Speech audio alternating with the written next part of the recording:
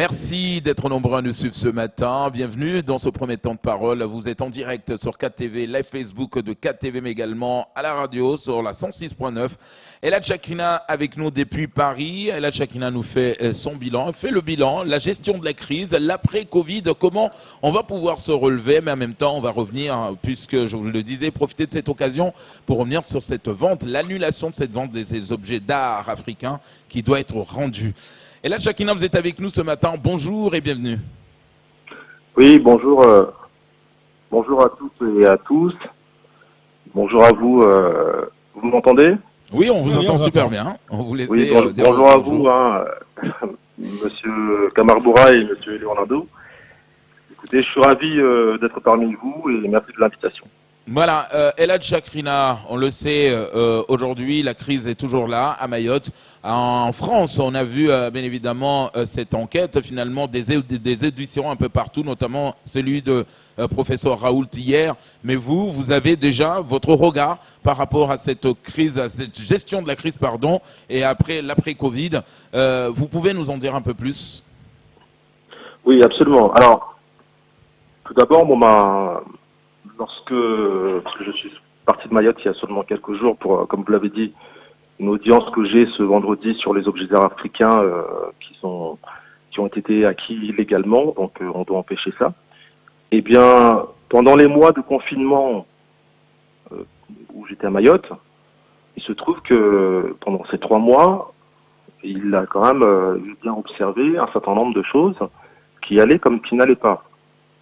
Parmi les choses qui allaient, il faut quand même savoir qu'il y avait une communication à la télé en permanence concernant justement les mesures de sécurité à avoir. Et ça, c'est du ressort du personnel de l'ARS dans son ensemble. Je pense ici à tout le personnel, à la directrice, au directeur adjoint, mais aussi à plein d'autres. Et d'ailleurs, on remarque que Madame Anchia Bamana est également une personne qui travaille à l'ARS et qui aussi a joué un rôle dans tout cela.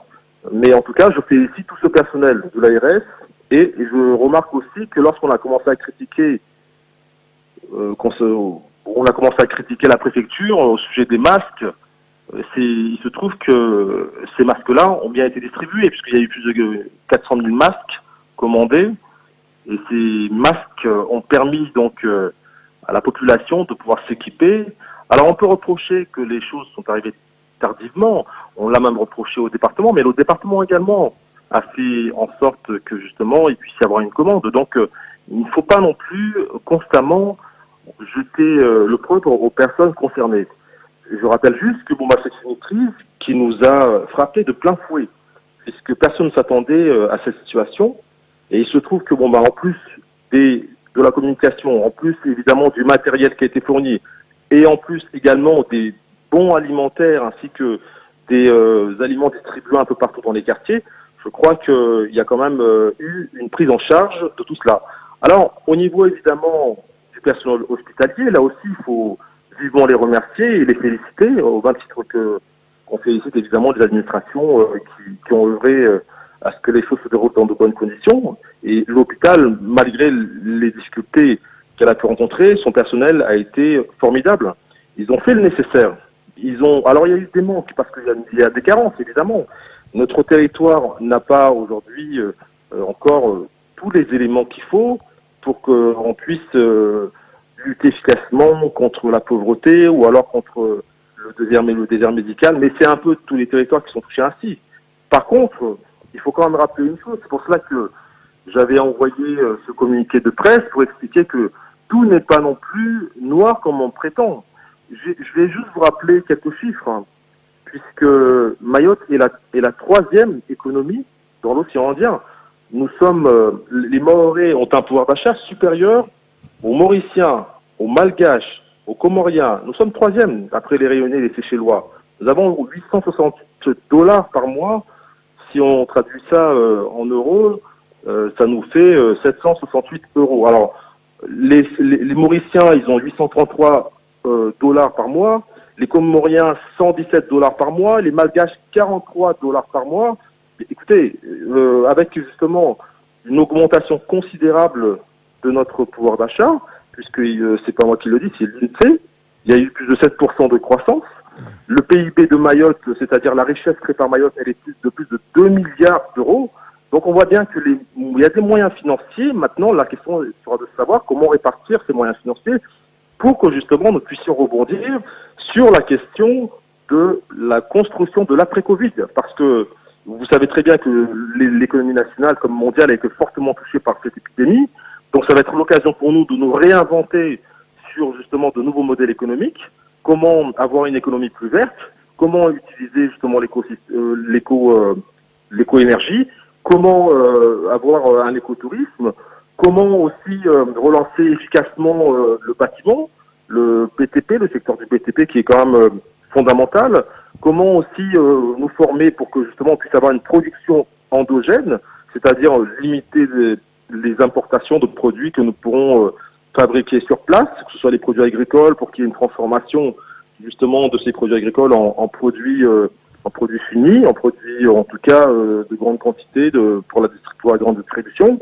Eh bien, tous ces projets-là, de ce que en tout cas on peut voir quand on est sur le terrain, puisque j'ai eu la chance d'avoir un certain nombre de personnes que je côtoyais et qui travaillent avec moi, eh bien, je peux vous dire qu'il y a des talents à Mayotte. Il y a beaucoup de talents, mais on les entend pas. Elhadj Chakrina, avant de parler de l'après-Covid, par exemple, revenons juste un tout petit peu sur la gestion de la crise. Si on compare aujourd'hui, si on veut vraiment se comparer à nos voisins directs, la Réunion, aujourd'hui, ils n'ont presque plus de cas autochtones. Aujourd'hui, la plupart des cas qui sont enregistrés à la Réunion, c'est des Evassan, c'est des cas importés depuis Mayotte. Alors, comment ils ont pu gérer, eux, dès le départ nous, aujourd'hui, quand on regarde le nombre de cas qui augmente, vous dites bien évidemment que cette crise nous a frappé en pleine fouet, on ne s'y attendait pas, mais même la Réunion également. Et pourtant, aujourd'hui, ils s'en sortent mieux que nous. Pourquoi? Oui, mais posez-vous la question lorsque vous circulez dans les différents villages. Je crois que nous le savons tous. Le matin, moi, quand je circulais de Mamoudzou jusqu'à Zoumonier ou alors que j'allais dans le reste de l'île, eh bien, vous savez bien que les gestes barrières, très souvent, n'ont pas été respectés, malheureusement. Donc, c'est un fait, c'est une réalité. Le matin, vous voyez, vous nous avez parlé aussi... alors bon, c'est vrai que ça pouvait paraître contraignant d'être assigné chez soi, ou alors de ne pas pouvoir, en tout cas, circuler comme vous le souhaitez, mais il se trouve que il y a aussi une responsabilité collective. Alors il y a aussi des difficultés, puisque j'ai cru comprendre qu'il y avait des difficultés également en termes d'accès à l'eau potable. Donc ce qui montre que justement que la question de Mayotte, ça a mis en grand jour en tout cas les défaillances que nous avions sur le plan en tout cas des infrastructures, et également je crois que il y a eu aussi peut-être un peu moins on va dire, de prise de conscience sur certaines choses. Alors, sur la question du matériel, puisque vous me dites que La Réunion s'en est mieux sortie, mais La Réunion est équipée. À La Réunion, justement, vous avez quand même plusieurs hôpitaux, ce qui n'est pas le cas à Mayotte. C'est pour ça que je vous disais, ça a été en tout cas l'occasion de mettre en lumière les carences, les failles au niveau des infrastructures, au niveau du matériel.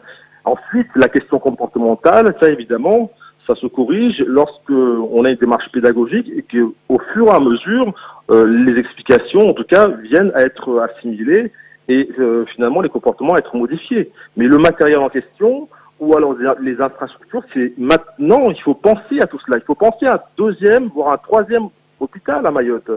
Il faut penser évidemment à ce que les gens puissent avoir accès à l'eau potable, qu'il puisse y avoir de nouvelles constructions pour que les habitants de Mayotte puissent vivre dans de meilleures conditions. Mais ce que je veux dire par là, c'est que nous avons en tout cas la capacité de le faire. Nous avons des Mahorais qui veulent en tout cas se former dans le domaine de la santé ou dans plusieurs autres secteurs. Et je crois que justement, c'est un message d'espoir qu'il faut lancer, parce que il faut quand même faire attention de constamment broyer du noir, parce qu'en temps de guerre, lorsque vous cassez le moral des troupes, que ce soit celui de ceux qui sont en première ligne ou des généraux, eh bien, on a toutes les chances de ne pas gagner cette guerre plutôt que de l'emporter. Donc, il faut quand même, à un moment donné, redonner de l'espoir et puis, remotiver. D'accord, ça ne va pas dans certains secteurs, mais maintenant, il faut retrousser les manches et trouver les solutions et les moyens financiers. C'est pour ça que j'ai rappelé quelques chiffres. Nous pouvons les avoir, puisque nous avons, Dieu merci quand même, cette chance d'être donc dans les gironds français et européens, avec donc ce pouvoir d'achat qui nous permet donc de pouvoir investir dans les matériaux de qualité, dans les infrastructures de qualité pour que nos populations puissent vivre dans de meilleures conditions. Voilà. Léonard Rodier a une question pour vous, Elad Chakrina. Oui, l'espoir, relancer tout ça, ok, mais qu'est-ce que vous pensez du fait que là, l'état d'urgence a été prolongé pour Mayotte jusqu'à fin octobre? Ça va être compliqué, hein? Écoutez, j'ai cru comprendre que Mayotte et la Guyane sont concernés. Alors, dans ces conditions, puisque on a prolongé l'état d'urgence sanitaire, je crois que la première des choses est avant tout de faire un audit sur les difficultés des entreprises, puisque les premières, en tout cas les premiers acteurs qui sont concernés, c'est bien le secteur privé, ce sont bien les entreprises qui sont dans le secteur privé. Donc il faut qu'il y ait cet audit et par cet audit qu'on conduise également quelles mesures de compensation financière on pourra avoir pour ces entreprises.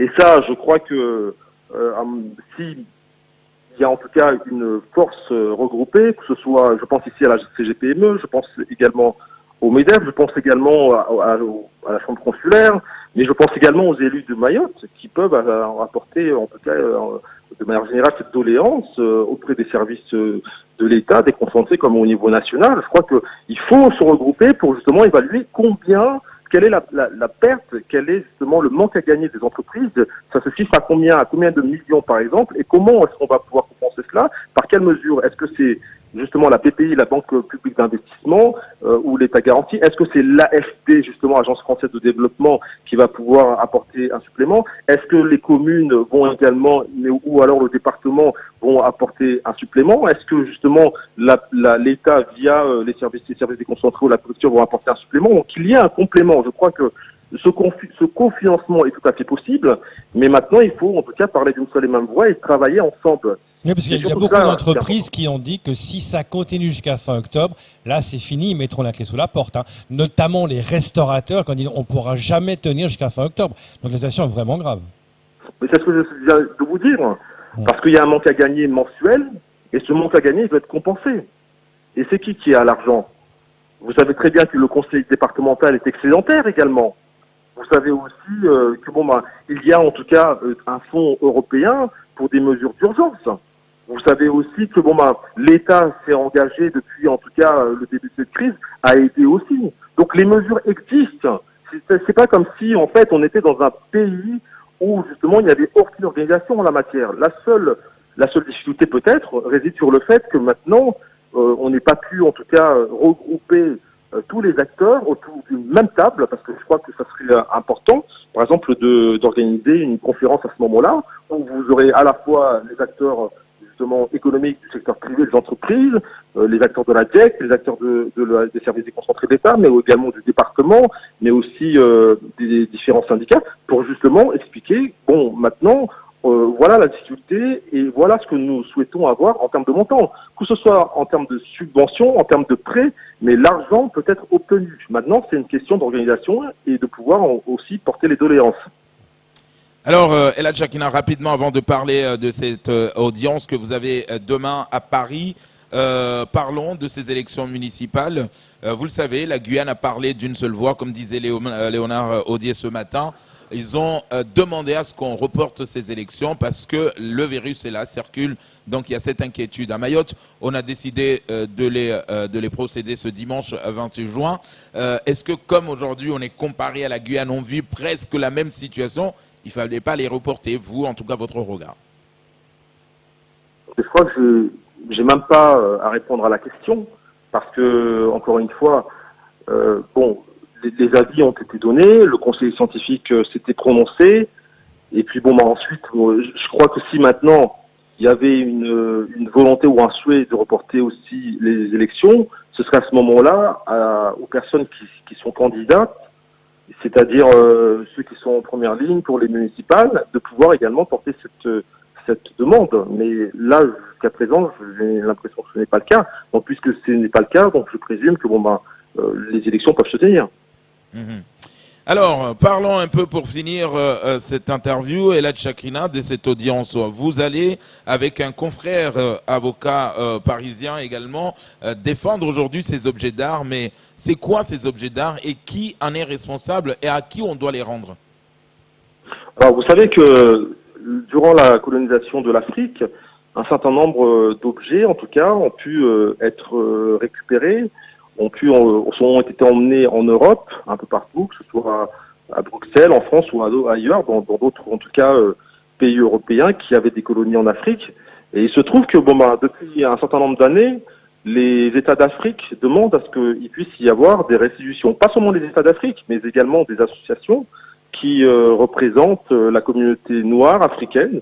Et là, particulièrement, en l'occurrence, il s'agit du Conseil représentatif des Noirs de France, qui demande à ce que les objets qui ont été acquis durant cette période puissent être restitués aux personnes qui en sont propriétaires. En fait, au-delà de la question commerciale ou marchande, puisque ces ventes-là se font par Christie's. Christie's, c'est une branche assez importante internationale, et la branche France, justement, est en tout cas en première ligne pour vendre ces objets d'art. Mais au-delà, comme je dis, de cette valeur marchande, c'est la question même de s'approprier son identité, ces objets culturels, et donc qui sont donc constitutifs de votre identité africaine. Alors, nous, vous savez que nous sommes originaires aussi de la province Katanga, puisque les Bantous, les Maoris ont des origines Bantous, et les Bantous viennent de la province du Katanga, du Congo.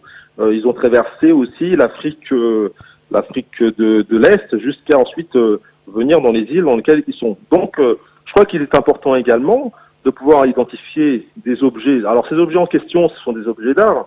C'est parfois des sculptures, c'est parfois justement des objets, en tout cas, qui étaient utilisés dans les différents villages, que ce soit pour des rituels ou autres. Donc, ce qui est important de retenir, c'est avant tout la restitution d'un patrimoine culturel qui, à un moment donné, peut-être a été déplacé d'un lieu à l'autre. Et donc, ce n'est que rendre justice à des populations, à un peuple qui considère qu'il faut désormais se réapproprier son patrimoine culturel. Et c'est aussi une manière donc d'affirmer son identité.